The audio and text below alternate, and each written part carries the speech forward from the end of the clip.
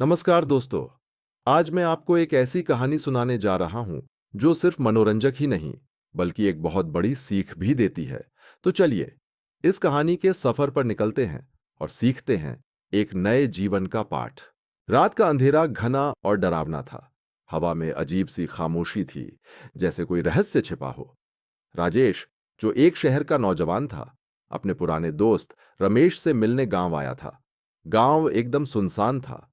जब उसने गांव की सीमा पार की, उसे ऐसा महसूस हुआ जैसे उसकी हर हरकत को कोई देख रहा हो।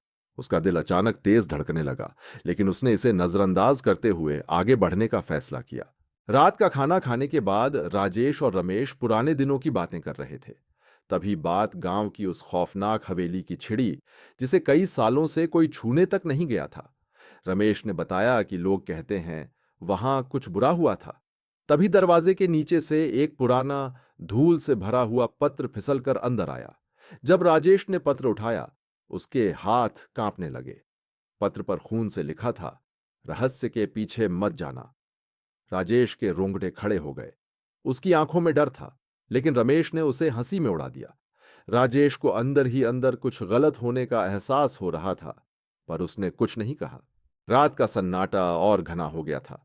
अचानक हवाओं में अजीब सी आवाजें आने लगीं। राजेश खिड़की के पास गया और बाहर झांकने लगा। उसकी सांसें रुक गईं जब उसने देखा कि हवेली की ओर से एक परछाई उसकी ओर बढ़ रही थी। उसने रमेश को जगाने की कोशिश की, लेकिन रमेश ने उसे कुछ कहने के बजाय उसकी तरफ उदासीनता से देखा, जैसे उसे सब कुछ पता हो। राजेश का डर अब गुस्से में बदल रहा था। तुम कुछ छुपा रहे हो, उसने मन ही मन सोचा। अगली सुबह राजेश का मन अशांत था। उसने अकेले ही उस पुरानी हवेली की ओर जाने का फैसला किया। हवेली का दरवाजा जंग से भर चुका था और उस पर एक पुराना ताला लटका था। राजेश ने जैसे ही ताले को छुआ, वह अपने आप खुल गया। उसकी धड़कनें तेज हो गईं।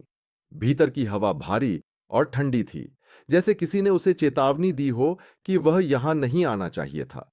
अंदर कदम रखते ही उसे एक कमरा नजर आया। कमरा अंधेरे में डूबा हुआ था। बस एक पुराना बड़ा सा शीशा कोने में लगा था।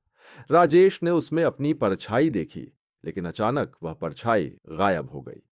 उसके दिल की धड़कनें तेज हो गईं, जैसे उसका दम घुटने लगा हो। शीशे में एक बूढ़े आदमी की धुंधली छवि दिखने लगी। उसकी आंखों में पीड़ा और याचना थी।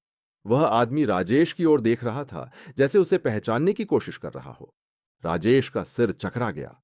उसे महसूस हुआ कि यह आदमी वही है जो 50 साल पहले गांव का निवासी था और जिसने इस हवेली के रहस्य को सुलझाने की कोशिश की थी।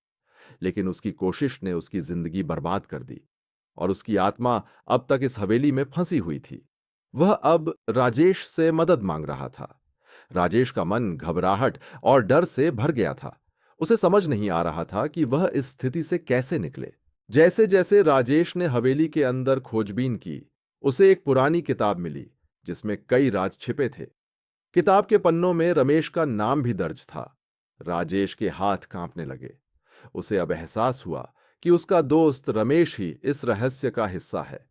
वह उसे यहां जानबूझकर लाया था, लेकिन क्यों?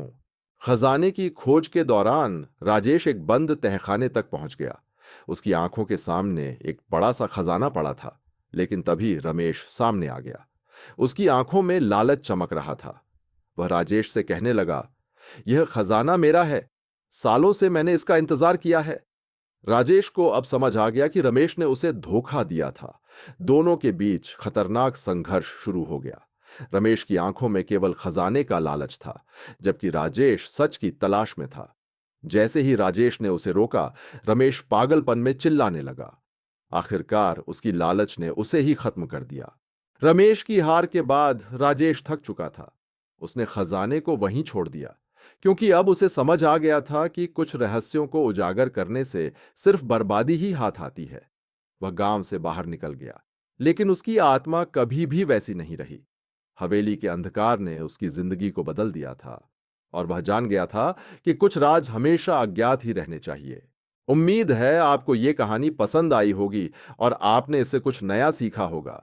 अगर आप ऐसी और प्रेरणादायक कहानियां देखना चाहते हैं तो हमारे चैनल को सब्सक्राइब करना न भूलें और हां, घंटी के आइकन पर भी क्लिक करें ताकि आपको हमारी नई कहानियों की जानकारी सबसे पहले मिल सके।